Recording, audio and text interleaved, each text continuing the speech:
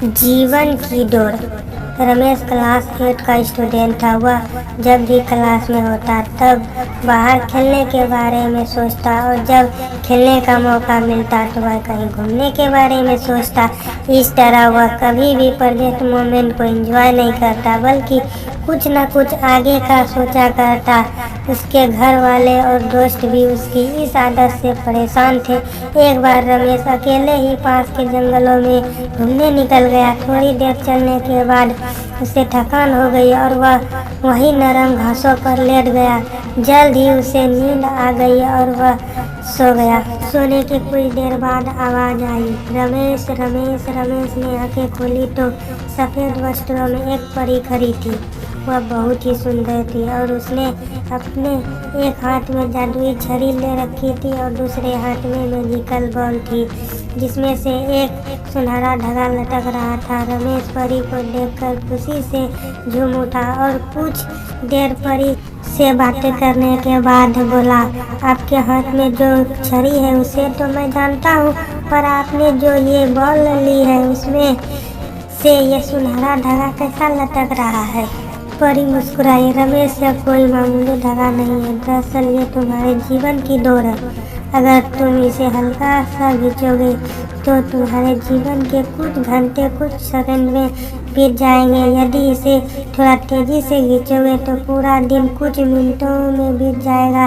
अगर तुम इसे ताकत से खींचोगे तो कई साल भी कुछ दिनों में बीत जाएंगे। तो यह क्या आप ये मुझे दे सकती है? रमेश ने उत्सुकता से पूछा। हाँ, क्यों नहीं, ये पकड़ो, इसे पर ध्यान में रखा। एक बार अगर समय में तुम चले गए तो पीछे नहीं आ सकते। परी ने जीवन की दौड़ हमेशा के लिए हाथों में थमा दिया और औरत से देख गई। अगले दिन रमेश क्लास में बैठा खेलने के बारे में सोच रहा था, पर टीचर के रहते बाहर रहता भी तो कैसे। तभी उसे परी द्वारा दी गई सुनहरे धागे वाली बॉल का ख्याल आया। उसने धीरे से बॉल निकाली और डोर को जरा सा खींच दिया। कुछ ही सेकंड में वह मैदान में खेल रहा था।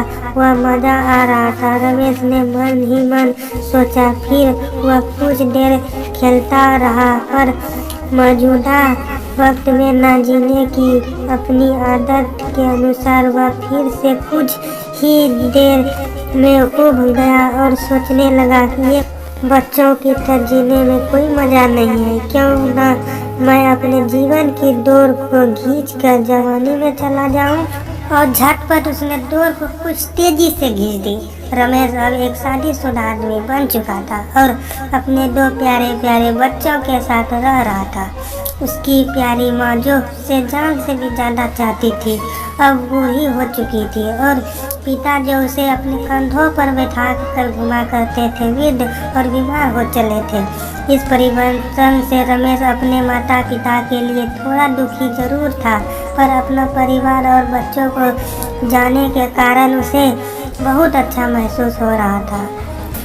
1-2 महीने सब ठीक ठाक चला, पर रमेश ने कभी अपने वर्तमान को आनंद के साथ जीना सीखा ही नहीं था।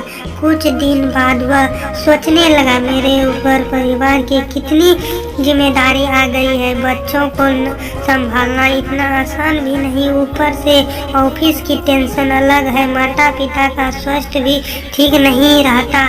इससे अच्छा तो मैं रिटायर हो जाता और आराम की जिंदगी जीता। और यही सोचते सोचते उसने जीवन की दौड़ को पूरी ताकत से खींच दिया। कुछ ही दिनों में वह 80 साल का बुढ़ा हो गया। अब सब कुछ बदला चुका था। उसके सारे बाल सफेद हो चुके थे, झुर्रियाँ लटक रही थी। उसके माता पिता कब के उसे छोड़कर जा चुके थे। यहाँ तक कि उसकी प्यारी पत्नी भी किसी बीमारी के कारण मर चुकी थी। वह घर में बिल्कुल अकेला था। बस कभी कभी दूसरे शहरों में बसे उसके बच्चे उससे बात कर लेते हैं। आगे क्या हुआ जानने के लिए पार्ट 2 को देखें। धन्यवाद।